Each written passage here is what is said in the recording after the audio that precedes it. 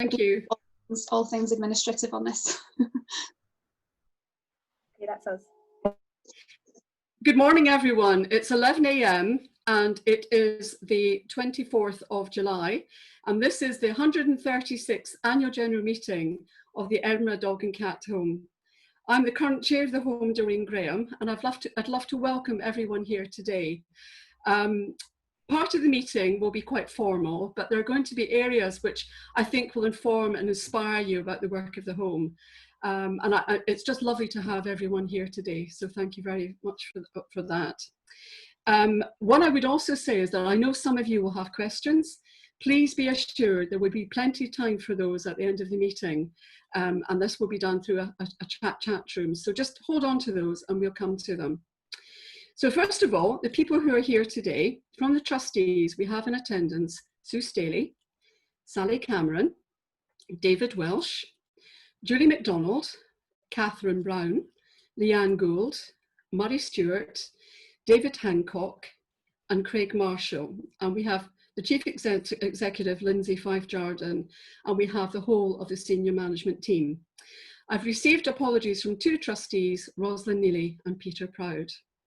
And now it's my great honour, really, to actually deliver my chair's report for the work that was done last year. It's much easier doing this standing up, isn't it? The people who founded the Edinburgh Dog and Cat Home in 1883 needed passion and commitment to make their very special vision a reality. They were strident, resolute, and determined to make life better for the dogs, cats, puppies and kittens in need of care in Edinburgh, and later to include East Lothian and West Lothian. All these qualities are just as necessary and still very much in evidence in the very special people who run today's Edinburgh Dog and Cat Home. At the end of 2019, we sadly said goodbye to one of them, our Chief Executive, Howard Bridges. After 5 successful years, Howard stood down from his role, but he left an impressive legacy of improvements to the lives and welfare of the animals at the home, ensuring thousands of them found their forever homes. Howard joined the Edinburgh Dog and Cat Home in 2015, following his previous success as Deputy Chief Executive at Battersea Dog and Cat Home. He set out a 5-year plan and implemented the home's first strategy, setting out an ambitious and exciting vision for the home and its work. The introduction and rollout of a brand new board of trustees with specialist skills also advanced the home's standing within Edinburgh and the Lothians. As Chief Executive, Howard raised public awareness of the home and continued to develop our advocacy work, which included supporting public campaigns to end puppy farming and the use of shock collars, providing an expert voice in the media about the need to introduce Lucy's Law in Scotland, and sharing our expert insights into Scottish Government consultations. We ended last year by starting the recruitment process to find our new Chief Executive, and we started this year with the online interview panels, meeting with some very able candidates. It was a positive start to the year to be able to announce the appointment of Lindsay Fife-Jardine as our new Chief Executive. Little did we know what Lindsay would be facing in the first few months of her new role. Numerous partnerships were developed over the year, such as that with our new veterinary providers, Abercorn and Braid Vets. The home also launched door-to-door fundraising for the first time using the Smile Agency. While dogs and cats are at the heart of everything we do, 2019 represented a change of perspective in recognising the value of our staff and volunteers. They are our greatest asset, and they represent our organisation, our vision, our values, and our future.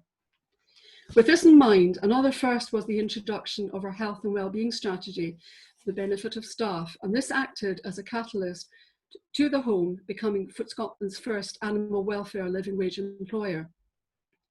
There were lots of other firsts in the year, and in October our dedicated pet food bank was launched to help owners and animals in need. This was prompted by the number of heartbreaking inquiries from members of the public struggling to choose between feeding themselves or being able to feed their pets. The food bank offers wet and dry food, treats, jackets, collars, leads, bowls and bedding, alongside pet care advice to support pet owners who need a little bit of extra help. It also offers pet owners facing hard times a way of ensuring they can continue to enjoy the comfort and companionship of their much-loved animals. On a lighter note, comedian Fred Macaulay arranged our first comedy night at the Stand, and it was certainly a night for waterproof mascara. It was absolutely wonderful. We launched our first crowd fundraiser for specialist veterinary treatment, and another first was the opening of our doors on Sundays for the first time in our history. I would like to thank the trustees for their valuable contribution, and in particular Susan McKenzie, Crawford Geddes, and Ian Muir, who stood down in 2019. Ian has had a long involvement with the home, initially with the Friends fundraising group, and more recently as a trustee. There is so much more to say about the home, but there simply isn't enough time.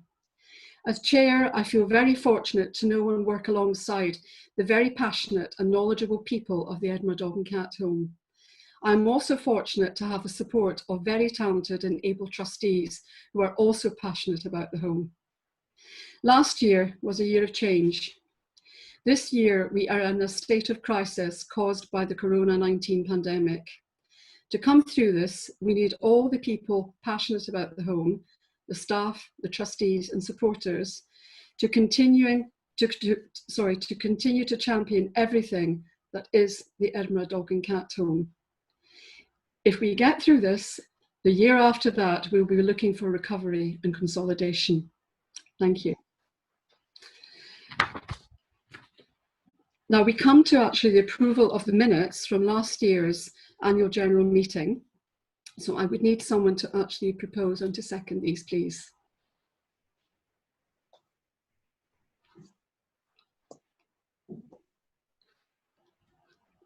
So that Murray is going to propose and Leanne is going to second. Thank you very much, that's grand. Now we're coming to the election of our new treasurer for the home, and we would like to look at Craig, actually, Marshall stepping up into that role, but I would need someone to propose and someone to second that. So Catherine Brown is going to propose and David Welsh is going to second. Thank you both. We now come to the election of the chair and vice chair. So I would like to start with the vice chair. I would like someone to propose Sue Staley, Murray Stewart, and someone to second. Sally Cameron. Thank you, Sally. I would also like someone to propose me to continue as chair for another year. Leanne Gould, and to second. Catherine Brown. Thank you. Thank you very much. The annual report and accounts for the year ended December 2019. I need these to be approved and seconded as well, please. So could someone approve this, please? Sally, it's approving. No, sorry, proposing, sorry. And who's going to second? Sue Staley is going to second. Thank you very much.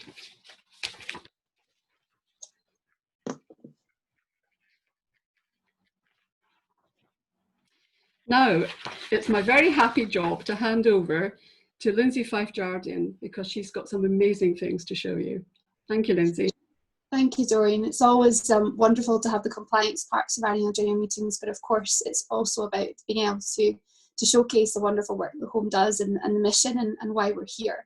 And it's a great pleasure that we have two fantastic case studies and highlights from 2019 from our rehoming successes. And I'm very pleased to say that we've got those two people here today as well to join with us. Now I want to introduce a little bit the background to the dog and the cat that we're talking about today, before I very gently hand over to both the mummies, the dog and cat mummies that are here today to talk about their experience of rehoming with home and what joy I hope rehoming has brought to their lives. So first I want to talk about Jackson, who is now called Jasper. Is he not called Jasper, Ellen? Has he been changed? Is he still Jackson? He's still Jackson. My son wouldn't let me change it. He's still Jackson. Good to know. I've been told it was Jasper, so that's really good to know. There's politics in the family that have kept his name the same. It's obviously clearly a family affair. He was a fantastic boy who came to us in the end of 2019. It was November time. He was only 7 months when he came to the home, full of joy and mischief and getting a lot of attention from a lot of the public and who wanted to take him on. He was very good at cuddles and very good at and making sure everyone noticed him whenever anyone came into the cattery. I'm very pleased to say that Ellen and her lovely family were the wonderful people that we chose for Jackson to have his next stage in his forever family. And you took him home on the 7th of December. So it was a lovely Christmas present as also for all of you to take him home. Ellen, it would be lovely to hear from you what your experience has been of bringing Monkey Jackson back into your home, and how the rehoming experience has been for you. How is he today as well? He's great. He's asleep on the double bed that he's taken ownership of since joining the family. I prepared a little spiel to talk a little bit about sort of how we came to rehoming a cat in the first place. So I was an only child, and growing up, my best friend was my dog, Earl. He'd been abandoned and found in a cardboard box in a grocery store parking lot. And when I felt like I had no allies in the house and my parents were horrible, he was always there to go and have a cuddle, and he always listened to my woes. So when it became clear that my son was going to be an only child, I started work on convincing my husband that we really needed a pet for him too. So we settled on a cat, and I knew that I wanted to adopt that, and the dog and cat home is someplace we've driven past on a weekly basis for years now. So Owen and I came along, and Owen had two requirements. The cat needed to be cute and he needed to be sporty. And Jackson fit those requirements in spades. We were thrilled when we were picked to be lucky enough to bring him home, and set about preparing our house for a cat. But the first few weeks were a really steep learning curve for us. In hindsight, I think we were a bit jumpy. Jackson was a bit unsettled. From our perspective, he was a bit unpredictable. Owen was still quite little, and Jackson is an amazing pouncer. So we had a few scares, and I had a day or two when I wondered whether this was the right decision for us. Was our family the best fit for him?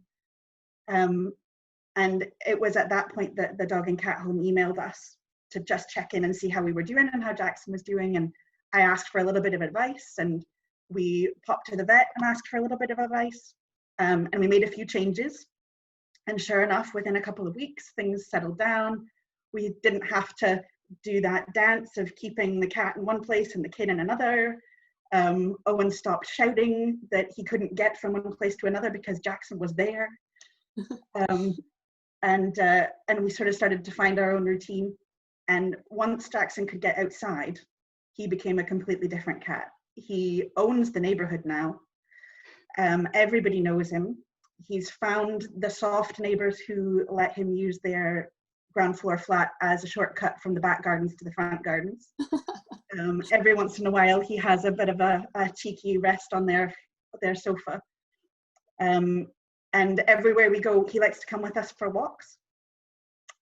So he'll follow us around the neighborhood, and everybody that we see recognizes him, at which point we tell them that he does in fact have a home. We do feed him, and they don't need to give him treats on a daily basis. He and Owen have a great relationship now. He loves a lightsaber battle, and if you want him in from the garden, you just have to turn the music on a lightsaber, and he's upstairs like a shot, ready for a game. He loves to sleep under Owen's bed at story time, which I think is just great. And he eats anything and everything that he can find. There is still the odd challenge. He is a really good hunter, and he is able to bring an entire pigeon through the cat flap. Oh dear. And my front carpet is his favorite place to pluck them. So we're working on that one, and he might get a bell. But despite that, Owen reminds me that he is the best cat, the cutest cat, the sportiest cat, and that we are really lucky to have him as a part of our family. And I'm just thankful to the dog and cat home that they let us bring him in and add that element to our family. So we're not a family of 3 anymore, we are a family of 4. So, Ellen, What a wonderful, wonderful, honest account of the joy, but also the challenges of rehoming an animal and bringing them into your life. And I think when I call him a cheeky monkey, he's definitely lived up to his cheeky monkey status in a home with you. But I think it just shows you it's that journey of learning to love each other and find out the quirks and the things that make you work. And it's so lovely to hear you describe you've gone from family of 3 to family of 4. That's exactly the end journey we always hope everyone gets to. And we're very, very glad that you're the ones who came through the door on that day, and we found you for him. So it's just wonderful to hear that, and the team will love to hear about this update as well. Quite the partnership between your son Owen and Jackson there. They will fight crime, I think, long into the years ahead for the sound of things, and take on Star Wars battles themselves. So it's just wonderful to hear that, and thank you so much for sharing your story. It just brings to life what it's like to rehome a cat and bring that joy into your world. Thank you very much. I have the pleasure of talking next about Jock. So Jock, the dog, came to us in October of last year, and Jock was a very unusual case for us. He was having a difficulty at home. His owner wasn't coping very well with him and some of the health issues he had. We then found out that there was actually a rather large mass pressing on the side of his neck, which meant that at some point there would have to be quite serious surgery for his owner, which they felt they really couldn't cope with.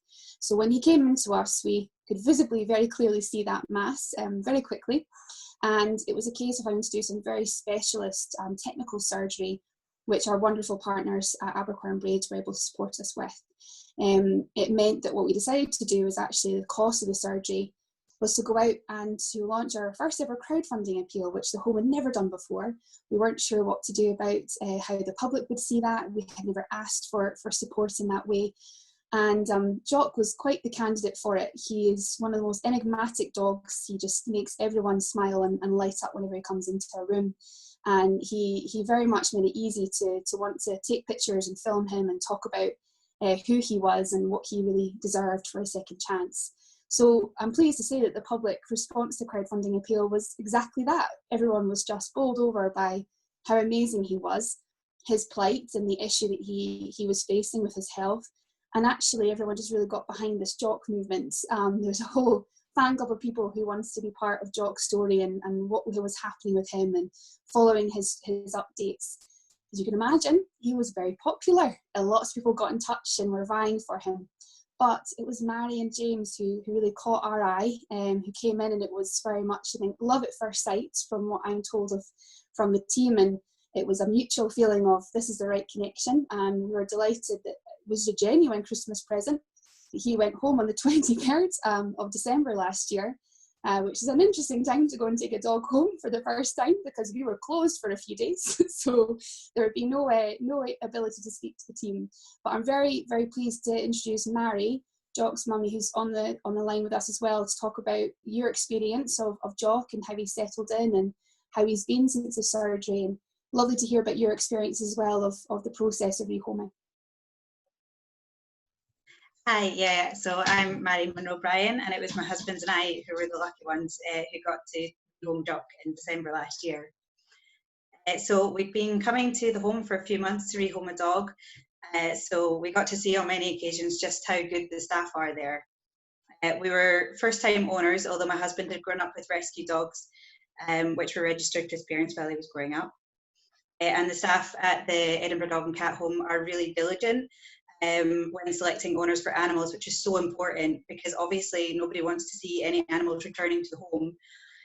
So that gave us a lot of confidence that knew exactly what was best for each individual dog and cat, and we could really trust their opinion and judgment because they were so knowledgeable. They were genuinely just knew every dog and every cat inside out, and they knew their personalities, so they could find the perfect fit for each dog and cat with each potential owner. Yeah, we honestly couldn't be happier to have Jock. I really feel like he fits in so well with our personalities. He's very active and he loves being outside, which is the same as us. So we love tiring right on long walks, and Portobello Beach is all of our favourites. He loves playing in the sand, although he's a bit more hesitant in the water. He doesn't really like getting wet very much, but if there's another dog in there, he'll go say hi. So. Yeah, so we sometimes take him out for runs as well, which he's really good at, and he manages to keep up no bother despite his little legs. And in fact, sometimes we actually have to try and keep up with him.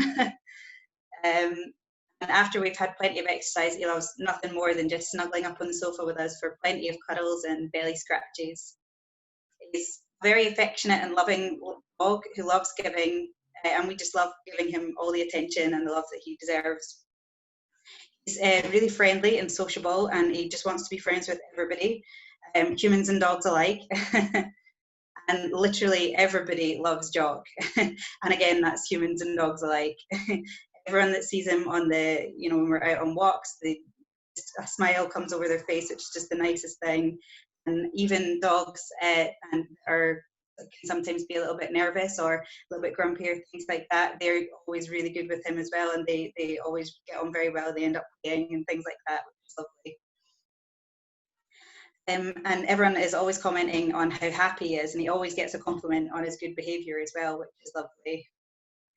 And he definitely brings out the best in everybody, ourselves included, which is the nicest thing.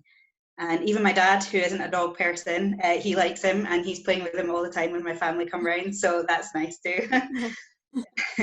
It's impossible not to love him. Impossible. So it's incredible how well he's settled in, and I can't actually believe that it's been only 7 months that we've had him, because it feels like he's been part of our family for forever, just because he fits in so well. And you would never guess that he'd had the surgery either. It hasn't fazed him whatsoever. Like, he's just the happiest little dog, which is really, really sweet. And I just want to say as well, I know that it presented a huge challenge for the home. Sorry, that's him barking outside. Probably a pigeon. He's got a bit of a vendetta with the pigeons at the bottom of the garden. So I know it presented a huge challenge for the home when Doc first arrived with a lump on his neck. And it was such expensive surgery, but we honestly can't thank everybody enough for thinking outside the box, and for doing your first crowdfunding campaign to raise the necessary money for his surgery and looking after him so well. Give him his second chance, because he's such a special dog who really deserves to be his happy self and live his best life with his new family, who we love him so much. So. And actually every night when we put him to bed, I tell him I love him and thanks for another lovely day, and I'll see him again tomorrow to do it all over again. Which is, a little bit embarrassing for me, but it's nice for him. So I was just about to say as well that rehoming Jock with the Edinburgh Dog and Cat Home has genuinely been one of the best decisions we've ever made. And we're always singing your praises to people we meet, especially after they've just complimented Jock. And I think he actually really does change a lot of people's false perceptions about rescue dogs as well, which is really good.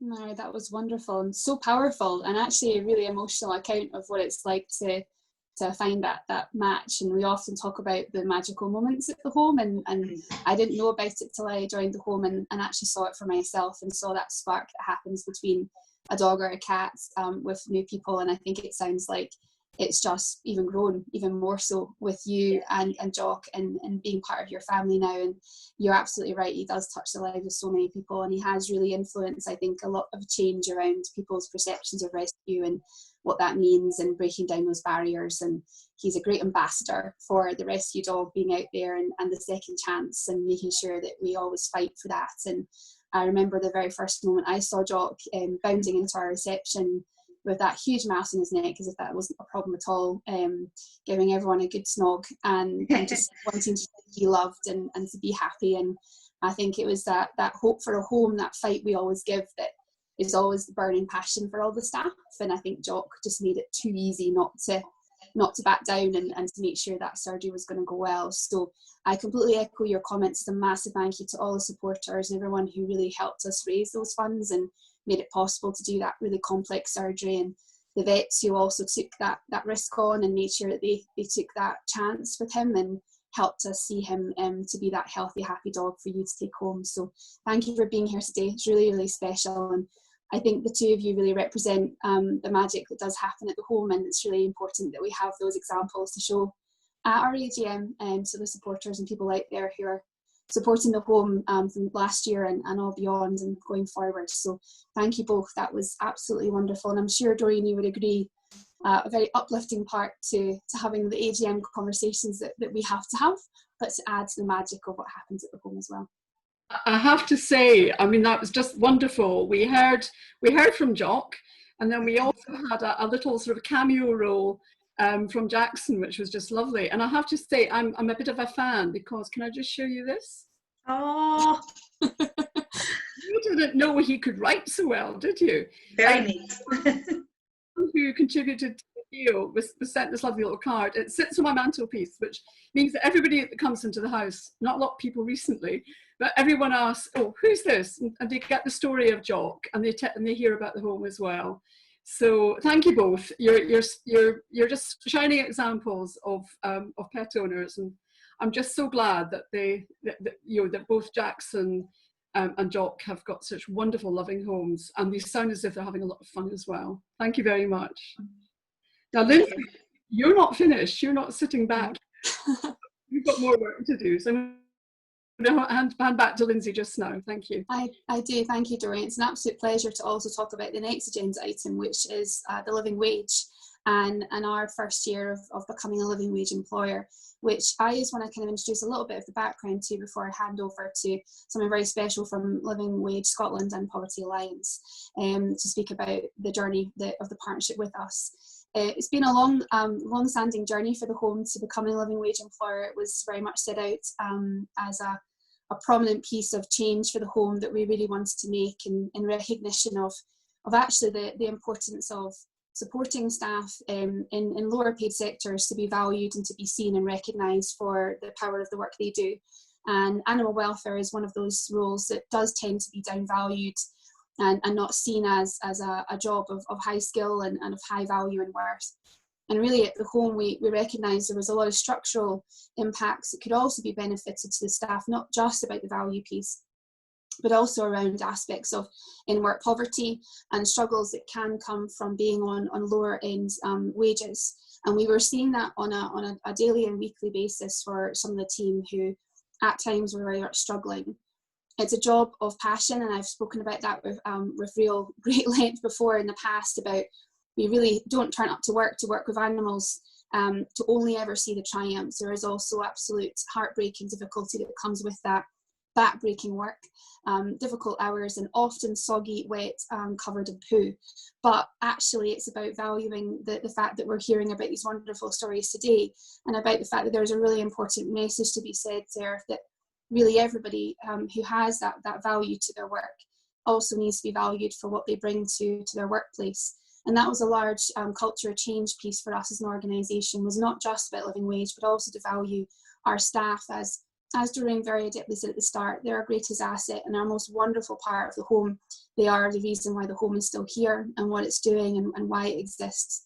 And it's really ensuring that we value their place in the organisation, and to stand up as a charity in the third sector and make our stance very clear on the fact that we feel that for fair work and fair pay, that should be part of this modern world that we live in. I'm very proud that Edward Dog and Cat Home was able to make that change, and it's very much the trustee collective who are here today that helped us push that across the finishing line ahead of the change in 2019. And 2019 was a wonderful year to be able to do that. That was our launch of the living wage for the staff. We had a big party at the start of the year, which was a wonderful way to commence being living wage and that change. We also decided that, we'll put ourselves forward for an award. Why not? Why not go out there and celebrate the fact that this has been a journey for us, and that it's been a reckoning of what we really feel we stand for and our values as an organisation. And I'm very pleased to say that we were able to win that Newcomer Award for 2019 as well, which is I have to say, a real moment of pride for what that means for the home. And we may be small, but we can still be influential and pack a punch where we need to on standing on our voice. So I'm very pleased to say that we actually have Rachel Morrison, who's been a real support to us throughout this process. Rachel works for Living Wage Scotland, also Poverty Alliance, has been a real champion as part of the partnership with those organisations to transition to living wage. Rachel has been with us from the conception of becoming a living wage employer, and was standing sitting next to us the very moment we found out that we won that award. What I want to do is ask Rachel just to talk through a little bit of that process of what it's meant for the home, joining the living wage movement, and I suppose why us to move forward to becoming that award winner. Rachel, can I hand over to you to speak about that journey? Thank you. Absolutely, thank you so much, Lindsay. It's really nice to be here to speak to everyone today. It's the highlight of my week, especially hearing stories about cats and dogs. That's right up my alley. I'm an animal lover, so this suits me. But anyway, so living wage might not feel as quite as interesting as cats and dogs, but we'll give it a bash. As Lindsay has said, you know, the Home's commitment to the living wage is about valuing staff. You know, your staff are the heart of what you do. You couldn't run without them, and the decisions that you made last year and in the year before to take not just living wage on board, but to look at hours, to look at, you know, contracts, to look at quotas, you can see the difference it's made, and it's real testament to the commitment that you can make, and the commitment you can make, as you say, as a charity, as a mid-sized charity. I wouldn't say small, say mid-sized charity. You know, the commitment that you can make and the impact you can have on your staff and the response you can get from that. Edinburgh Dog and Cat Home were the first animal welfare organisation in Scotland to become as an accredited living wage employer. I'm sure you already know that, but I just wanted to highlight that. We were very excited to have Edinburgh Dog and Cat Home join our network of employers. It's always a great success for the living wage campaign when an employer from a group who've never been accredited before join us. It shows progress in the campaign for a living wage across the board, and the employer who's first to do this becomes a trailblazer in their industry, and who can be an example to others to show that this can be done. I think without a doubt, we all know that Edinburgh Dog and Cat Home have done that. You have shouted about it in every way possible, you've highlighted it, you've celebrated it with your staff, and you've shown that this is important and this is going to be part of the Home going forward. For me, learning from the team in the Home about the physical and the emotional challenges that staff face.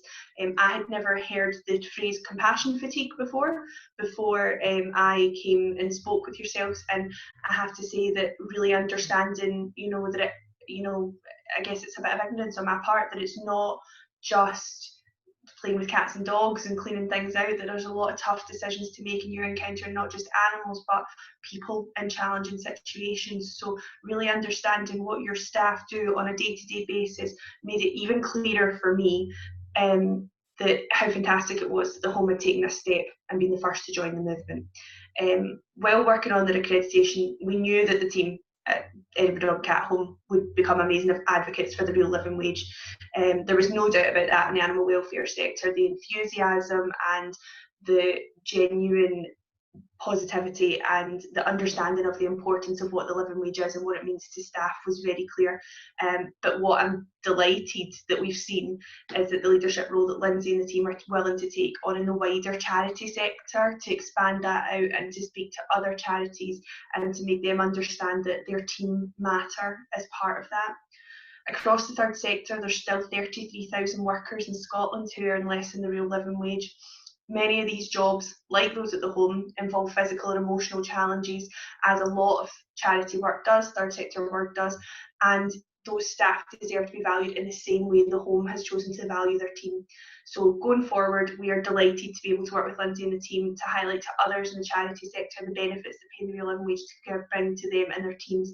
I'm sure Lindsay has shared the case study that we've done with the Home with yourselves. If you haven't read it, I would advise you do. It's great. It really shows the journey that this was for the Home, and it was a journey. It was a decision that involved more than half of staff having to be uplifted. There was a financial implication, there's long-term implications, but the senior management team were able to see the value that this will bring. So if you know of any other charities as well who are considering living wage who you think would benefit from it, please share that case study, because it really shows that it can be done if you have the determination to do it. So to top it all off last year, as Lindsay said, we were delighted even more to have the Home winner Newcomer of the Year award at our awards in November last year. And I'm really happy to share with you some of the reasons for their win. Our judging panel were very impressed by the commitment to the real living wage that the Home have shown, especially in, now this was their words, notoriously low paid animal welfare sector.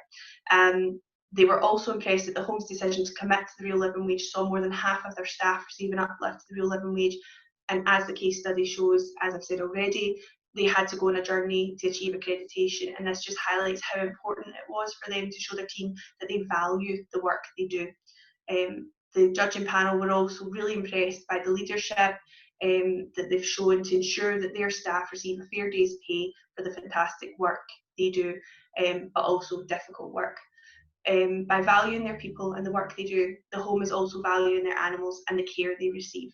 Edinburgh Dog and Cat Home were a very worthy winner of this award, and we can't wait to see what they do next. What award do you want to go for? What do you want to do? You know, we are just delighted to have a partner like yourselves in the charity sector, and you know, you've done amazing things for your staff, and to have an organisation like yourselves who's willing to stand up and say, we're proud that we did this and there's a reason you should do that.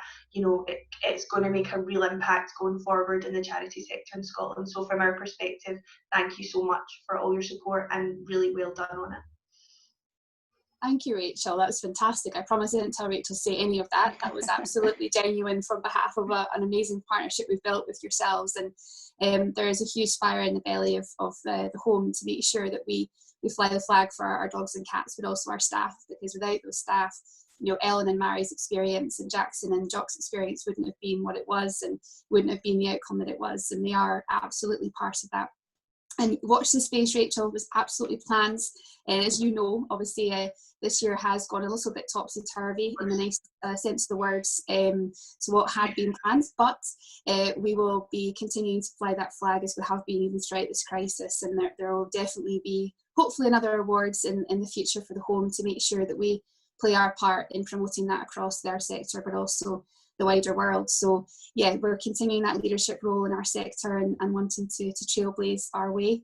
And thank you so much for all your kind words today in support of the home. We're very grateful for that. Thank you very much. Thanks for having me. So Doreen, I'll hand back over to you after I feel a very uplifting set of updates from our wonderful animal owners and also from Living Wage.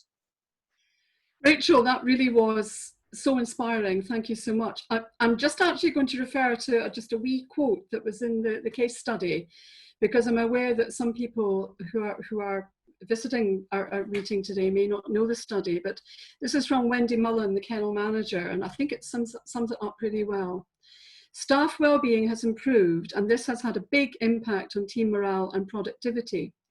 Although making the decision to commit to the real living wage costs the business more money, it's enabled us to keep high-performing staff members, and this has saved us in recruitment and induction costs. So it's something as a board, we've been really passionate about, but I think this really shows it's a win-win for everyone. So Rachel, thank you for helping us to come through that process, and it's been lovely to meet you here today. Thank you. Thank you. Now we're going back to our main agenda. We are looking to reappoint our auditors. Safri Champness were reappointed as the Home's auditors for 2019. I'm asking the meeting to approve the same for 2020. So I need someone to propose and someone to second. David Welsh is going to propose and Murray Stewart is going to second. Thank you both. Now we are now at the section, any other competent business, and then we're going to go to questions. So is there anything that anyone would like to raise?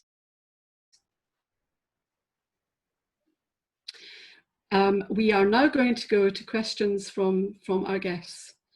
And I think Nicola is actually going to be in charge of our chat room questions.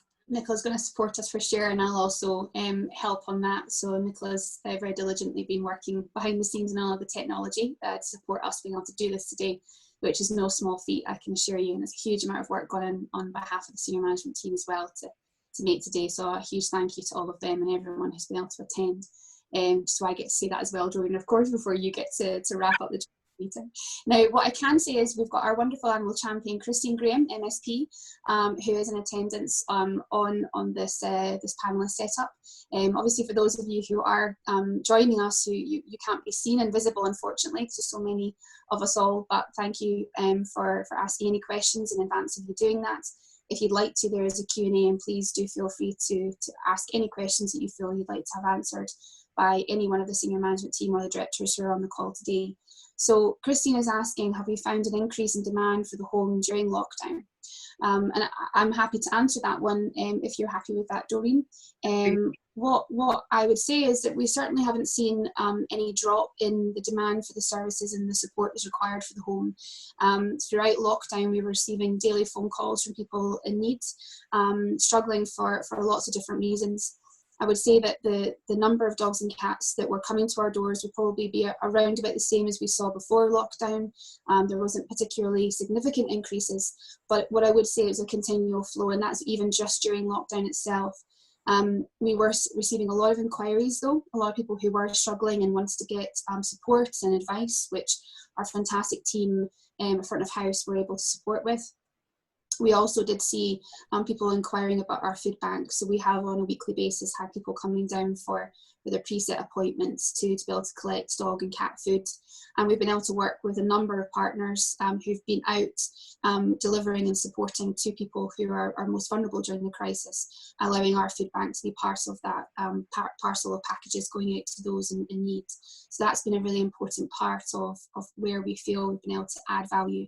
The dogs and cats who've come to our door have still had a variety of different challenges and issues. Some of that has been that they've not coped so well of being in a lockdown scenario. Some of it's been health related. So often enough, very similar issues. We're not necessarily seeing a huge influx right now, but the home is expecting there to be an increase over time relating to perhaps financial pressures and issues of the impacts of this crisis on people and their personal circumstances. We also feel there probably could be some issues around the increased demand of puppies, particularly during the lockdown, and that perhaps driving people towards less than savoury forms of purchasing puppies, puppy farms, and kind of backselling of breeders, which we really wouldn't advocate for and encourage.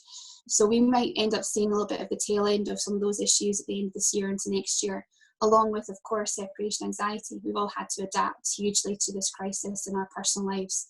Our dogs and cats have also been affected by that.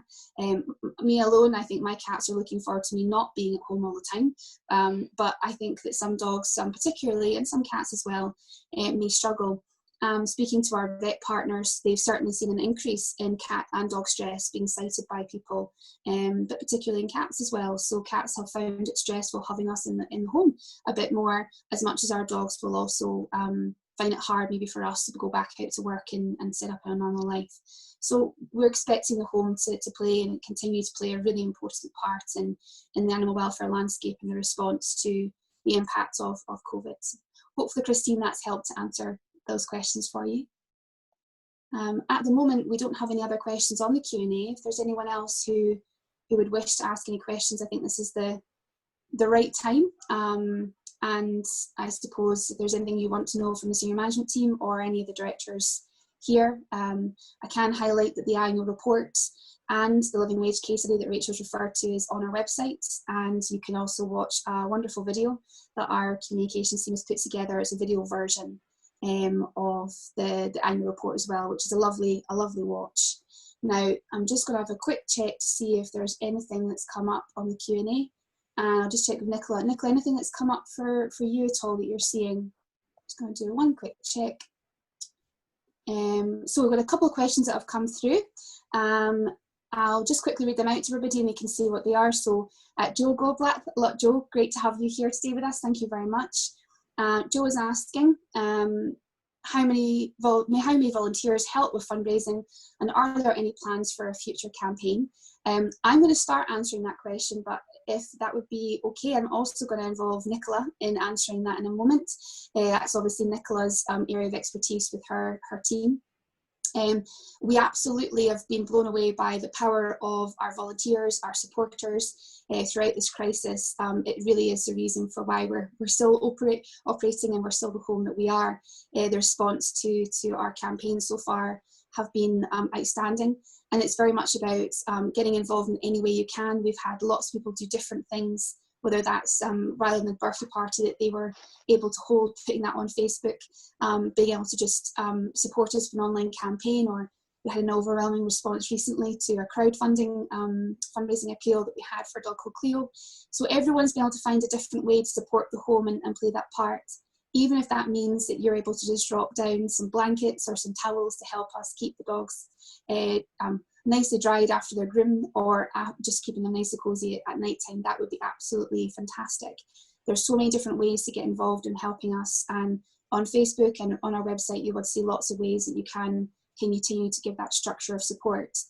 If I could also at this point bring Nicola in to talk about the plans for future campaigns and the exciting things that the home has. So I'll hand over to Nicola for a moment, and then I can answer the other questions that are coming up. Sure. Yeah, thanks for your question, Jo. Again, it's lovely to have you here. With regards to fundraising volunteers, we do have a good bank of fundraising volunteers. I believe actually a couple of them are in this meeting, so hello guys. And they're amazing. They do so much for us in terms of going along to events, holding stalls for us, or just even sharing the message digitally for us, which obviously has been a bit more of a focus this year, given the circumstances of not being able to do a lot of our usual fundraising. But volunteering is without a doubt going to be a huge part of our fundraising strategy going forward this year into next and beyond. We are a fairly small fundraising team, so we have limited resources. We can't be everywhere at once. And one of our big focuses is that we're going to be creating volunteer fundraising committees throughout Edinburgh and the Lothians, and hopefully beyond as well. And that'll be little pockets of support where people can work together and volunteers can go out and do events in their own communities, whether it's gala days or fairs, but also put collection cans into their local shops for us and go along to check presentations and all these kind of things. So we're really hoping to grow that this year, so that next year they can, hopefully pending being allowed to be out and about at events, they can be out doing that kind of thing for us. In terms of campaigns, absolutely, we do a couple of campaigns a year anyway, but we are currently working on a big appeal, which will be kind of in the next couple of months we'll be launching. So watch this space for it. We're working hard to do that, but as you can imagine, the financial impact of the home from COVID has been pretty substantial. So we are going to be going out with a big campaign around about the end of September to ask the public to support us. So any sharing you can do of that campaign would be gratefully appreciated. Thank you, Nicola, that was fantastic. And Jo, a great question. We've got some fantastic questions coming through, so I'll go from the top. So we've got someone who's anonymous who's asking, what are the current funding requirements? Again, I will start a little bit of that, and Nicola may want to add some of her expertise into this. It's a very good question. It is expensive to run the home. Prior to the crisis, it cost 2.7 million a year for us to run the home. That's largely committing to the fact that we have to have staff and overheads, disinfectant, food, all the requirements to make sure that we can be safe and ensure we can run to the standards that we expect the home to be able to do that. We obviously, as Nicola just referred to, have had a significant drop in the income we've expected for this year. As a minimum 650k at this stage, would probably likely become more once we begin to analyse that from beyond this year. And really at this point, we are facing that shortfall. You'll see in that campaign that will be coming up in September what we will be looking for and what we'll be needing. And it really is anything that anyone can support with in the smallest and the largest way possible, that can really help the home to keep surviving through this crisis as we have been so far. Nicola, is there anything you'd like to add to that question at all? Yeah, just to echo what Lindsay said, we don't receive any government funding, and actually throughout this crisis, although there's been some government funding available to the third sector, we've not been eligible for any of it. So it has been a tricky situation for us, and really what's kept us going is the support of the generous public and people leaving gifts in their wills. And obviously for everyone there's a different way to support that suits you, but if you are in a position to be able to support the home at this time, then that's amazing in any way that you can. And one way that we're really trying to kind of push is people becoming a companion of the home, which means giving any amount you like as a monthly direct debit. That really is an amazing way to support, because it's sustainable income for us when we know that those monthly donations are coming in. So if that's something that anyone in this meeting would like to consider, then the information's on our website. Fantastic, Nicola, thank you. We've got some other fantastic questions coming through. So again, someone else who's anonymous is saying, many animal charities are reporting that dogs are being given up increasingly have behavioural issues. Are you seeing this trend, and have you invested more in qualified canine behaviourists in the last couple of years to help those dogs? So that's a fantastic question, and again, I'm sorry, it'll be me that will start with that, but there may be an opportunity for anyone else who'd like to add to that question.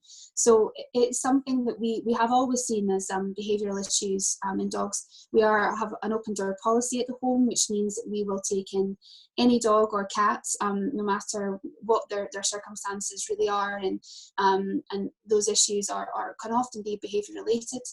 Some can often, and most often, are to do with health, and behavioural can come as a result of that.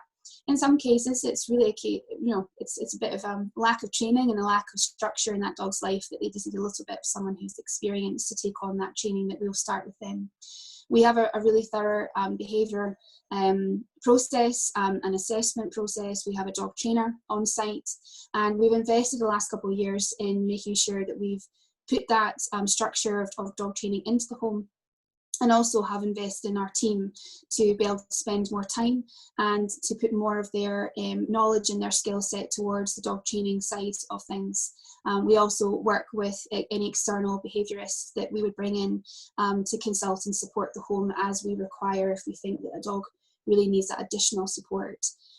We certainly haven't seen an increase in behavioural issues coming down through the lockdown process.